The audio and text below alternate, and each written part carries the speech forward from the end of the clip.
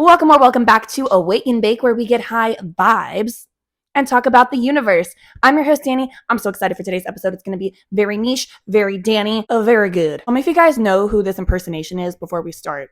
Nick, I built you from a boy into a man, Nick. Nick, you didn't even read a book today, Nick. I read 29 books this morning just before I even answered my emails, not to mention I had 29,100 emails. Nick, I can't teach you how to make soup. Nick, I can't teach you how to boil. Nick, I can't teach you how to boil water. Believe it or not, that's kind of on brand for today's episode. I want to talk about documentaries. No, Love is Blind is not a documentary. It's a reality show. To me, they're very similar. Just kidding. I know the difference, but I love both. But I specifically want to talk about documentaries because I've been on a little kick. And honestly, watching all these documentaries, it's not like I'm like, oh my God, like I really learned something deep and meaningful from everyone. Sometimes what I learn is I'm not as fucking crazy as y'all. You know what I mean? Like, monkey, do you know what I mean, puppy boy? Sometimes I think, oh my God, I'm just like so weird. Like, there's just like nobody as weird as me. Like, I'm just not like other girls. Thank you.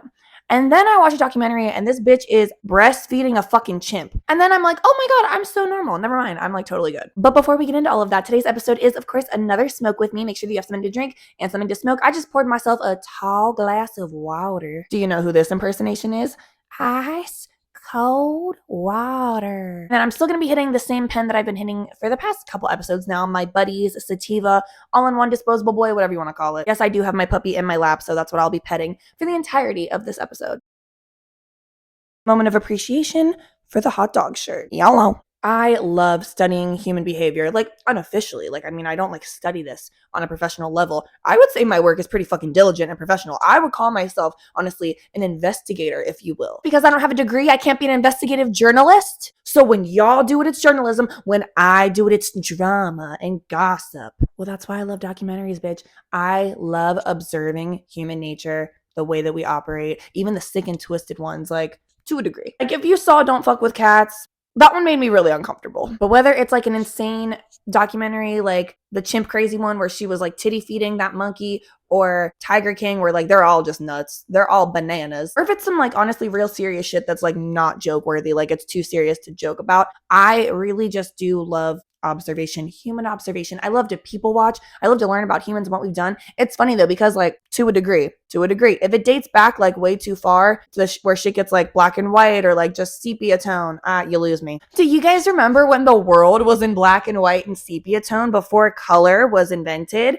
I'm just kidding. But I think for me, honestly, Hooker, I'm astounded by how different yet similar our human experiences are. Like we can have the same type of struggle internally going on, but the way that it comes out externally, night and fucking day, bitch. Night and fucking day. Maybe I sound dumb as hell too, but until I watch some of these documentaries, I don't realize how big the fucking world is. Cause I'm like, this was going on and I never fucking heard about it. I don't even, half the places that I watch documentaries about, I'm like, where? Where the fuck? Actually, that might be my bad. I'm very bad at the map. I always have been. Let's take another hit and a little sip of water. Bitch, another reason that I fucking love documentaries is that it teaches me so much more compassion and awareness for people. Like there's shit going on that I couldn't have even guessed. Shit that is so fucked up and that's like common.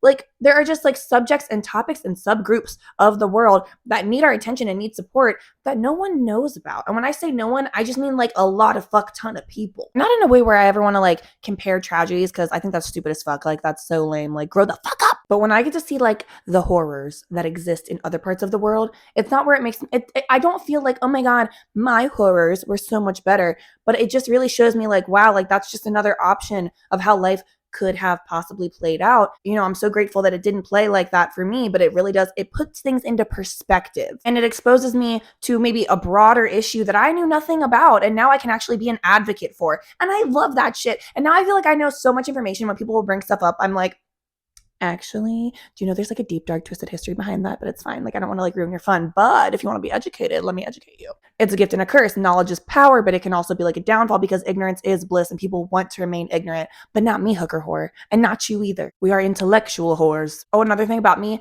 I am always going to take the victim's side. Like if there's ever like a situation where they're like, oh my gosh, this person was a victim and then they killed their attacker. I'm on the victim's side who killed the attacker. Like I just am. Like there's this like story that I've been hearing recently and somebody's like, oh yeah, this woman went to jail because she killed her baby's abuser.